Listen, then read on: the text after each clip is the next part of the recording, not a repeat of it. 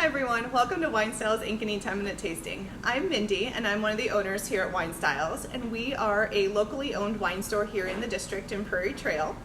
We're here for all of your wine needs, both in-house and retail.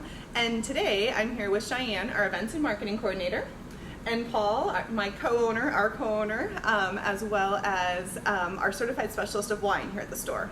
And so today we have something super fun. We are doing a little cooking class or a drink making class for you. So Cheyenne is going to walk us through some great summer cocktails, and we're going to try not to mess them up as we make them on screen for you guys here today.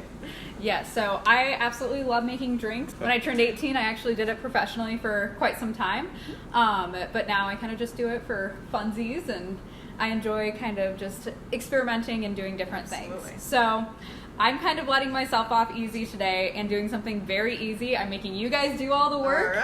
All right. So everybody knows about the classic mimosa, a bubbly wine, and orange juice. Well, I am doing something a little different today. I'm going to take a couple of blueberries, just throw it in for color, and obviously the bubbly. And we happen to be using Prosecco, so for the bubbly, I know Cheyenne told me ahead of time, you can use whatever sparkling wine you have, whether you have cava, whether you want to really go fancy and use real champagne from the Champagne region of France. Prosecco is great, but anything works well for these. Yes. And with my mimosa, I decided to pair it with a little bit of lemonade just to kind of give it a different summer flair. I know that one of our great partners, Holton Homestead, they came out with some honey lemonade this summer, which is phenomenal with Prosecco. If you can get your hands on some, I highly recommend it. But I recommend any of their honeys too. We actually have some in the store, and they have a cute little shop. So Prosecco and lemonade with blueberries. It's phenomenal. It tastes like summer in a glass. It's perfect for a summertime brunch, a springtime brunch, or just hanging out on the patio. I would have never thought of it, but I love the idea of it. Yes. Yeah. I'm wanting to muddle those blueberries right now and have them kind of release into the drink. Yes, it kind of gives a nice little fun flair to Absolutely. it. And if you freeze it, it allows you to enjoy the drink when it's really hot. Nice. Yes. You can turn it into a little slushy, maybe. Yes, exactly. Very fun. So Paul, are you ready? I'm ready to make mine. Okay, so you are going to be making a raspberry limoncello Prosecco.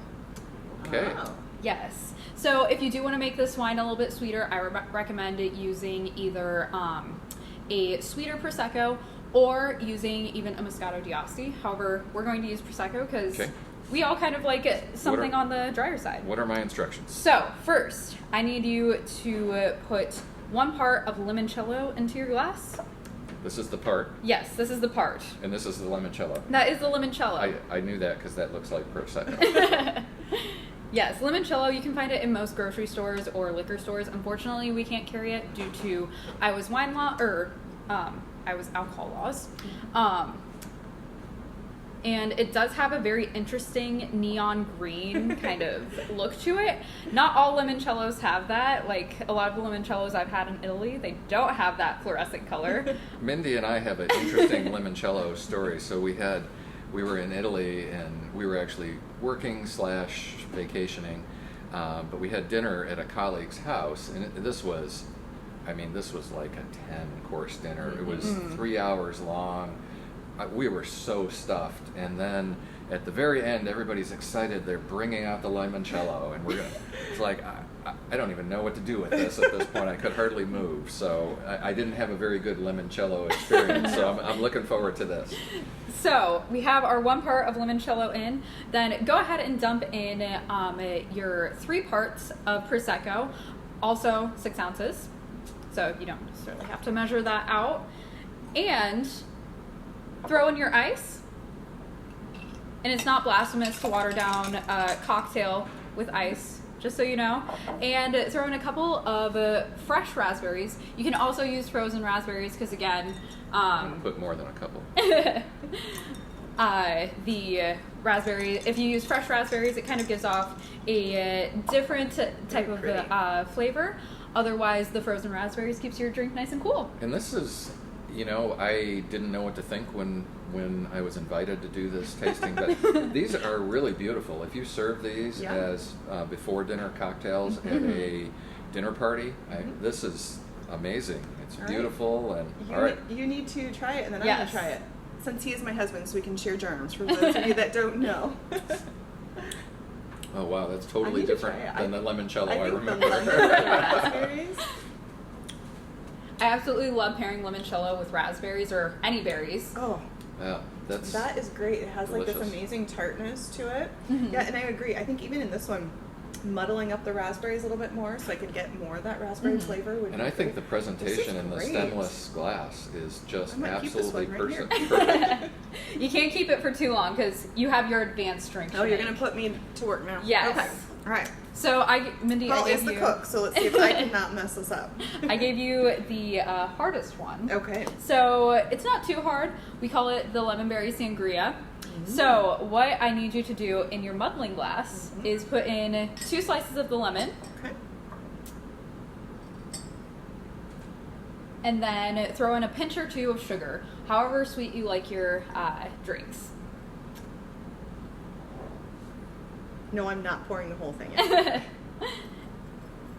And Okay. then start muddling the lemon. So muddling is kind of just making it, releasing the juices of different fruits. We mentioned it with the blueberries and with the raspberries, but I really like doing it with this drink because the sugar kind of allows the juices of the lemon to be released, and then adding in that extra pressure from the muddling technique just adds a little bit more.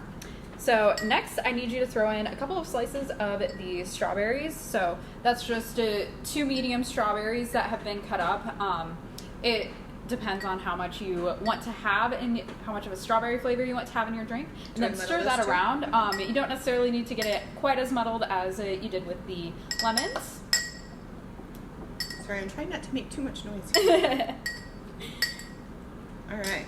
And then throw in the 6 ounces of Prosecco. And again, if you didn't want to add sugar to this particular drink, you can always make it with a Moscato d'Asti or with a sweeter bubbly.